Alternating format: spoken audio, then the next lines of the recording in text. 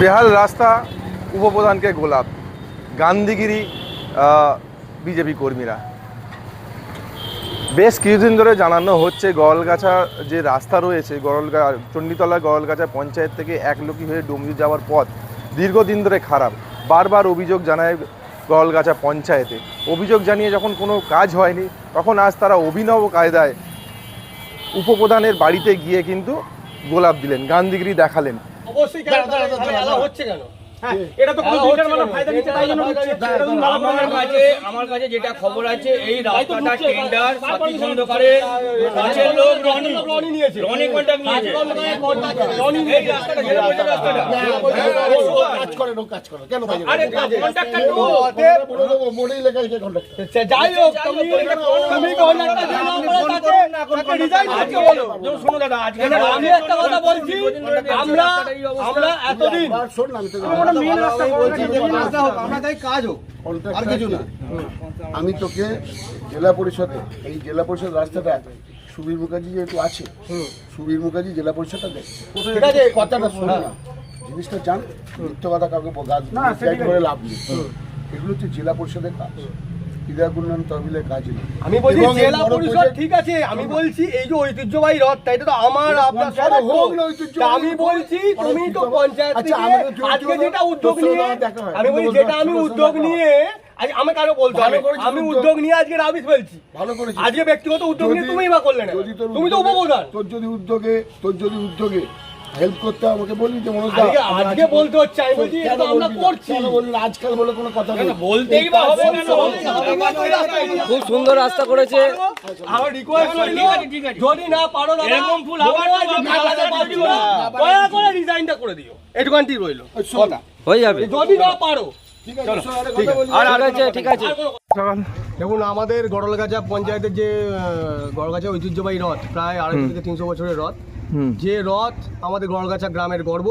আজকে রথটা যে যাবে, সে রাস্তার অবস্থা হচ্ছে কি অবস্থা, এখান দিয়ে রথটা গেলে রথটা উল্টে যেতে পারে। যে রথ আমাদের ঐতিহ্য, সেই রথের রাস্তার এই অবস্থা, সেই রাস্তার অবস্থার জন্য আমরা উপপ্রধান সাহেবের কাছে বিক্ষোভ দেখাতে এসেছিলাম এবং উপপ্রধান সাহেবকে আমরা ডেপুটেশন বা আমরা গ্রামবাসী হিসাবে যথেষ্ট বিক্ষোভ দেখিয়েছি এবং ওনাকে বলেছি যে আপনি এত বছরের উপপ্রধান, আপনিও এই রাস্তা দিয়ে যান, কি আপনারা একবার চোখে বলুন না যে এত বড় ঐতিহ্যবাহী রথ, সেটা অন্তত আপনারা বলছেন, উনি বলছেন যে জেলা পরিষদের রাস্তা, আমরা বলছি জেলা পরিষদের রাস্তা ঠিক আছে, আপনি অন্তত রাবিশটা ফেলতে পারতেন।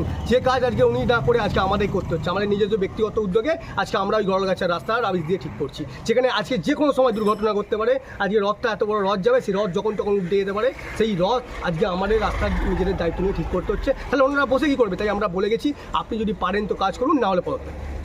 কি নাম তোমার? আমার নাম সুমন।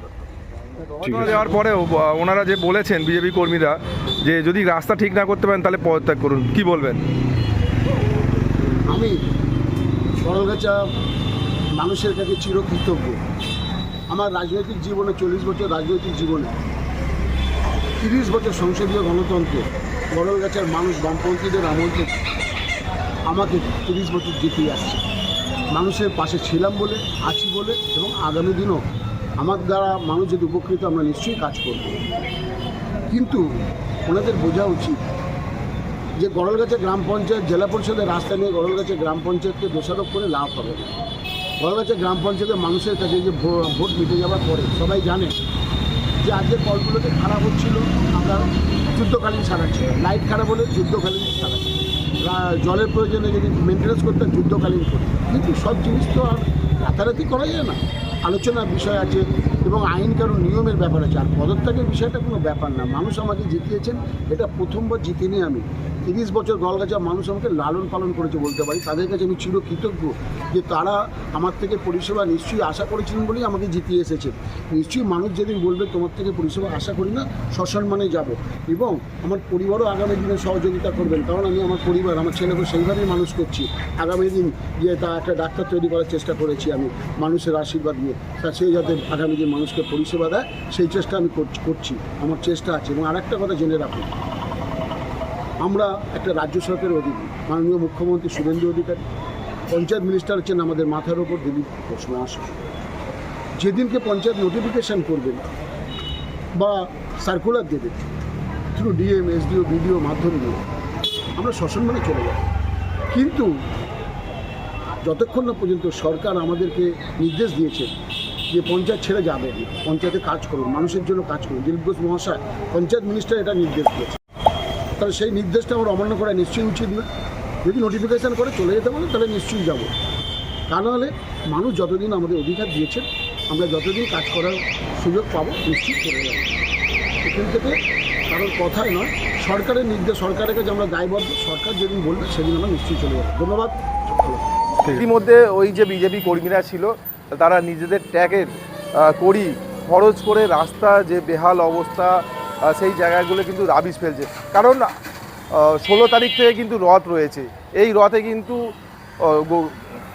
বাবুদের বাড়ি যে ঐতিহাসিক যে রথ প্রায় 250 বছর ধরে চলে আসছে এই রথযাত্রা কিন্তু বাবুদের বাড়ি থেকে শুরু হয়ে কিন্তু গড়লগাছার যে মাঠ আছে সেই মাঠে নিয়ে আসা হয়। কিন্তু এই বেহাল রাস্তার জন্য এলাকাবাসীদের উত্তেজনা শুরু হয়। দেখেছি ছোটবেলা থেকে জল দাঁড়াতো না, চলে যেত জমিদার বাড়ির ওখান থেকে পাস করে। এখন জল সব এই সামনে লাগোয়া পুকুরে ঢুকছে আর জল বাড়ি ভেতরে এক হাতে উঠুনে। কোনোদিন আমার উঠুনে জল হতো না। এখন কি চাইছেন? এখন চাইছি ঠিক হোক, ভালো হোক, জল যাতে না দাঁড়ায়, পরিষ্কার পরিচ্ছন্ন থাক। পঞ্চায়েতে জানিয়েছেন? আমি কি জানাবো বাবা, ঠিক কি নাম আপনার? আমার নাম পুষ্পরানী দে। ঠিক আছে।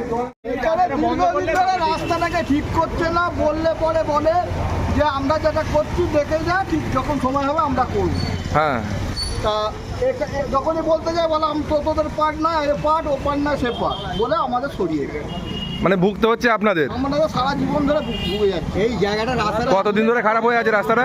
ও সারা জীবন ধরে উন্নয়নের জল এখানে আমরা ভাসছি, যখনই জল হয় বাড়িতে। তা এখন কি চাইছেন? এখন রাস্তাটা ঠিক করতে চাইছি আমরা, কিন্তু করছে না, আসছে না। কি নাম আপনার? আমার নাম টোটন দে। ঠিক আছে। তারা পঞ্চায়েতে যায়, প্রধানের কাছে যায়, তার ফলে কোনো যখন সুরা হয় না তখন নিজেদের কড়ি খরচা করে রাবিশ এনে দেখতে পাচ্ছি যে বিজেপি কর্মী সংগঠন যারা রয়েছে তারা রাস্তা ঠিক করছে। এ বিষয়ে আপনারা কি বলবেন অবশ্যই কমেন্ট করবেন কমেন্ট বক্সে। এই ধরনের খবর পেতে নজর রাখবেন ডিএনএন বাংলা। ডিএনএন বাংলা সবার মনে সবার ফোনে।